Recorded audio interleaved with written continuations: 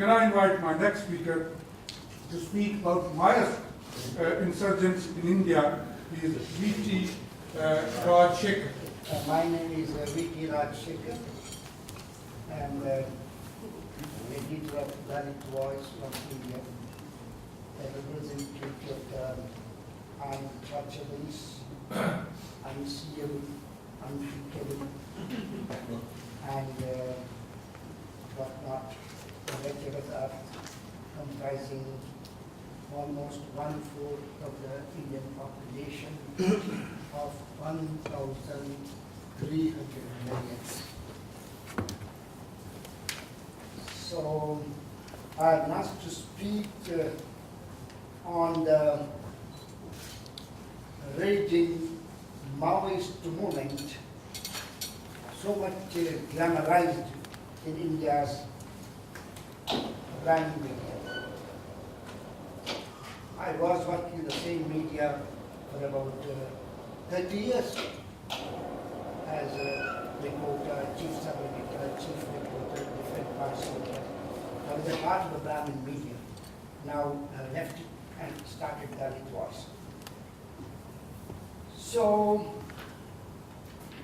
Dalit was 30 years old now, and very, very intimate knowledge of every corner of the country, with their formidable and lot of friends all over the country, particularly within the Maoist movement also. And hence I am in a position to give you a very authentic picture of the movement. It has become the second biggest problem facing the country, created by the micro minority of 3% Brahmins of the enemy number one. Fighting, 6-7 fighting, Muslims have been fighting, tribals have been fighting. Made mincemeat like 3% Brahmins.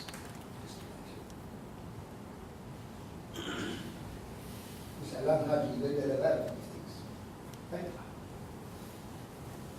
Since centuries, the Brahmins consider Islamic terrorists as the number one,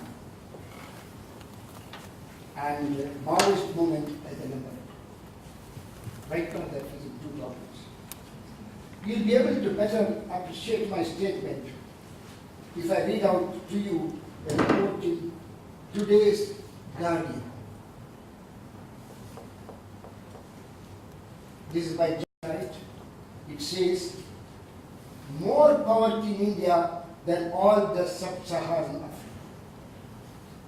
This is today's Guardian. Says, there are more people in 8 states of India than in the 26 countries of sub-Saharan Africa, a study revealed. More than 410 million people live in poverty in Indian states, including Bihar, Uttar Pradesh, West Bengal. Researchers at the Oxford University found the intensity of the poverty in parts of India is equal to, if not worse than, that conflict. Actually, this is not the current situation. The whole India is today crushed. Only 10-15% of upper caste people are flourishing. As my friend Avatar Singh said, we have a prime minister. I have never seen a newspaper man with very intimate contact with political leaders, and never seen a prime minister. What's that? This fellow can't get elected from a panchayat, the lowest of the low, and he gives a false report from Assam saying that he is elected. Shame! Germany's biggest democracy, that is. This is not at all a democracy. This is the dictatorship of the 3% or 2.5% Brahmins. So, India became independent from Britain in 1947, and it is now 64 years since the micro minority of 3% Brahmins took over as our new rulers, who are worse than the British and reduced to over 85% of India's Dalits, tribals, Muslims, backward class, and Sikhs into mere skin and bones. For information, I was the first person to be arrested in Afghanistan for supporting the Sikhs. My passport was impounded for 20 years. So many attempts on my life, for what? Nothing. The United Nations has given the rank of India at 134. The rank given 134. And next year it will go down to, 2 years later it will go down to number, still going down. Whereas China has gone to number 2. Our Indian rank is 134. But they say India shining. And all of you are carried away with this false. The socio-economic situation has created two problems before the Indian rulers. Number one problem is Islamic terrorism. That's what it is called. I led a delegation of that to Pakistan only a month back. Third time I was visiting. Pakistan is much better socially and culturally. India is worse. So first problem of India is Islamic terrorism. I don't know where it is. Muslims are pushed to the slums. There may be about 5% rich Muslims, but they are all students of the Brahmins. And another problem is Maoist. The two problems the Brahmins are facing today. The second problem is a Maoist problem. Spread. This problem, Maoist problem, has spread to almost 1/3 of the country. So far, the movement is confined to villages, this Maoist problem. These Maoists are not part of any organized communist party. I am in close contact in China. I was the president of India China Friends Association. I visited twice China. Chinese have said this Maoist movement is not part of the Chinese movement.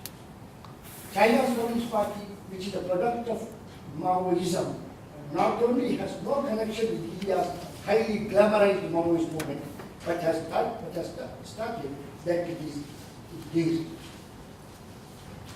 Why China's communists, who are the only authentic Maoists, are against the Indian Marxists? Because China knows that the leadership of the Indian Maoists is Brahmins.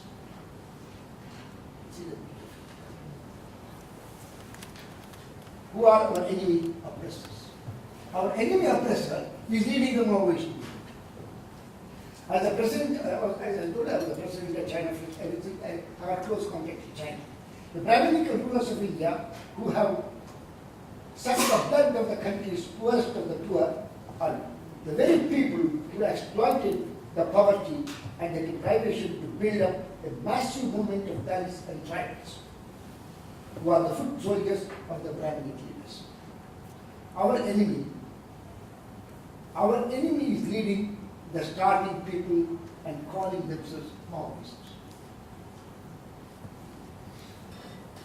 We are in close touch with the rank and file of this Maoist movement, and quite a lot of the caste clashes have taken place inside the Maoist party. Many upper caste Brahmist leaders have been shot dead by the angry Dalits, who are the backbone of the movement. But India's Brahminical media is hiding the truth and glamorizing the Maoists. And it is this Brahmin monopoly media that is giving you a false picture of the Maoists. For information, India's Communist Party is also led by the same Brahmins. We have got two states in the country, Bengal and Kerala, led by the Marxists, who are the Brahmins. These Brahmins divide themselves into all parties. They lead the Sikh movement also. They lead the Dalit movement. They are there everywhere. Like the Jews in America, the Brahmins are the Jews of India.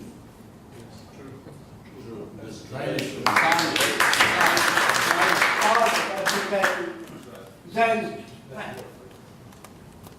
Not Jews and Zionists. All right, I'll get back. The 2%, the Zionist Jews are killing America, and these 2% Brahmins are killing All India. Yes. So, under the leadership of this Manmohan Singh, who is unfortunately is a country. So we know the game of our oppressors, and we request you to see through this centuries-old divide and rule game. Please don't fall into the enemy trap.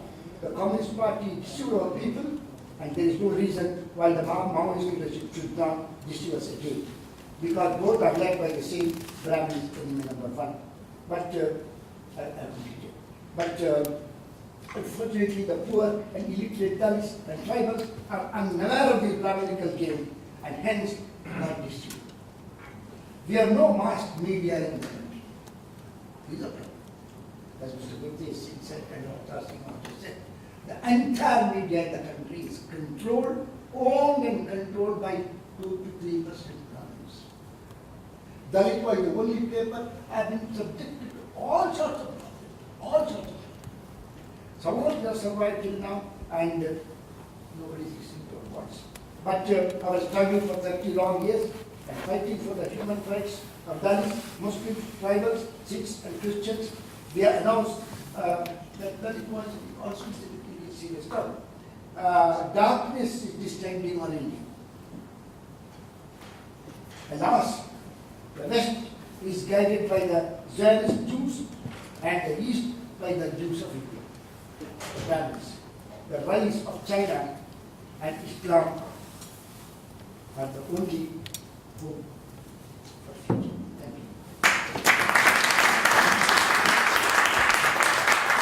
you. When I invite wonderful and good friend of mine who has come from Islamabad, he is a very good speaker. He has done many good newspaper. It was called Muslim. He is a diplomat. He is a parliamentarian. He is intellectual. Can I invite Agha Murtaza Ali Poya to speak to this gathering?